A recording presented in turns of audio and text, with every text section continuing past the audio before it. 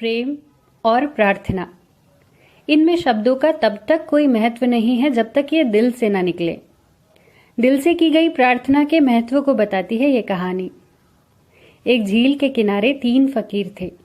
तीनों अनपढ़ थे, लेकिन उनकी ख्याति दूर दूर तक हो गई थी कि वो बहुत ही पवित्र पुरुष हैं। दूर दूर से लोग उनके दर्शन करने आने लगे थे। यह खबर बड़े पुरोहित के पास भी पहुंची कि 3 पवित्र पुरुष झील के उस पार हैं। इस पर उन्होंने कहा कि वह पवित्र कैसे हो सकते हैं, उन्होंने तो दीक्षा भी नहीं ली। वो सोच में पड़ गया कि हजारों लोग उनके दर्शन को जा रहे हैं और कृतार्थ भी हो रहे हैं। चलकर देखे तो सही आखिर मामला क्या है। यह सोचकर वह नाव में सवार हुआ और झील के उस पार पहुंच गया। कितने बेपढ़े और गवार लोग हैं ये, अपने ही झाड़ू के ऊपर बैठे हैं।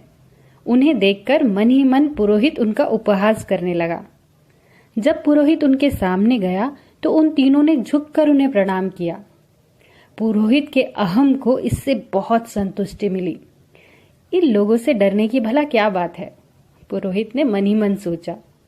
पुरोहित ने उसी अहंकारपूर्ण वाणी में तीनों से प्रश्न किया, तुम क्या करते हो? क्या है तुम्हारी प्रार्थना? तुम्हारी पद्धति क्या है? इस पर वो तीनों एक दूसरे का मुंह ताकने लगे। पद्धति? इस विषय में तो हम कुछ भी नहीं जानते, उन्होंने बड़ी मासूमियत से कहा। हम बेपढ़े लिखे लोग हैं, किसी ने हमें कुछ नहीं सिखाया। इतने बड़े पुरोहित के सामने कुछ भी कहने में उन्हें संकोच हो रहा था। फिर भी उन्होंने कहा, हम तीनों ने मिलकर अपनी खुद की एक प्रार्थना गढ़ी है। इस पर पुरोहित ने फिर अकड़कर कहा, बताओ क्या है तुम्हारी प्रार्थना? तीनों ने कहा, हमने सुन रखा है कि परमात्मा 3 है, त्रिमूर्ति, और हम भी 3 हैं, और यही सोचकर हमने एक प्रार्थना बना ली। तुम भी 3 हो, हम भी 3 हैं, हम पर कृपा करो। तुम भी 3 हो, हम भी 3 हैं, हम पर कृपा करो। वो दोहराते चले गए। इस पर नाराज होकर पुरोहित ने कहा, बंद करो इसे, यह भी कोई प्रार्थना है? प्रार्थना प्रामाणिक होनी चाहिए, वह स्वीकृति प्राप्त होनी चाहिए। मैं तुम्हें एक प्रामाणिक प्रार्थना बताता हूं, इसे याद करो और आज से यही प्रार्थना करो। महापुरोहित ने एक लंबी प्रार्थना उन्हें बताई।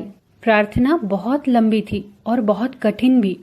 उन तीनों ने कहा, हम बहुत गंवार लोग हैं, हमारे लिए इस प्रार्थना को थोड़ा संक्षिप्त कर दो। इस पर पुरोहित ने कहा, न तो ये सरल हो सकती है न ही संक्षिप्त। यह प्रामाणिक प्रार्थना है, जो इस प्रार्थना को नहीं करेगा उसके लिए स्वर्ग के द्वार बंद है। आप हमारे लिए कृपया करके एक बार इस प्रार्थना को दोहरा दीजिए, तीनों ने आग्रह किया। पुरोहित ने प्रार्थना दोहरा दी और प्रसन्न होकर नाव में बैठकर चला गया। आज उसके अहंकार को पूर्ण संतुष्टि मिली थी। वो आधी झील पर पहुंचा ही था कि उसने देखा कि उसके पीछे एक बवंडर चला आ रहा है। घोर आश्चर्य! उसने ध्यान से देखा, वो तीनों फकीर पानी पर दौड़ते चले आ रहे हैं। पुरोहित के तो मानो प्राण ही निकल गए। पास आने पर तीनों ने पानी के ऊपर ही पुरोहित को दंडवत प्रणाम किया और बोले, हम प्रार्थना भूल गए हैं, कृपा करके एक बार फिर उसे दोहरा दीजिए। हम बेपढ़े लिखे लोग हैं, हम पर कृपा करें। अब पुरोहित का अहंकार चूर चूर हो गया था। उसने लज्जित होकर कहा, तुम्हारी प्रार्थना काम कर रही है, तुम यही दोहराओ। तुम भी 3 हो, हम भी 3 हैं, हम पर कृपा करो। तुम भी 3 हो, हम भी 3 हैं, हम पर कृपा करो। इस कहानी का बस यही सार है कि प्रेम और प्रार्थना दोनों का संबंध हृदय से है। न तो इसकी कोई प्रामाणिक व्यवस्था है, न ही कोई विधि, न ही कोई तंत्र, न ही कोई मंत्र। इन्हें सिखाया नहीं जा सकता। विज्ञान सिखाया जा सकता है, परंतु प्रेम सिखाया नहीं जा सकता, न ही प्रार्थना। सारा शब्दकोश वर्णमाला के अक्षरों का जोड़ ही तो है।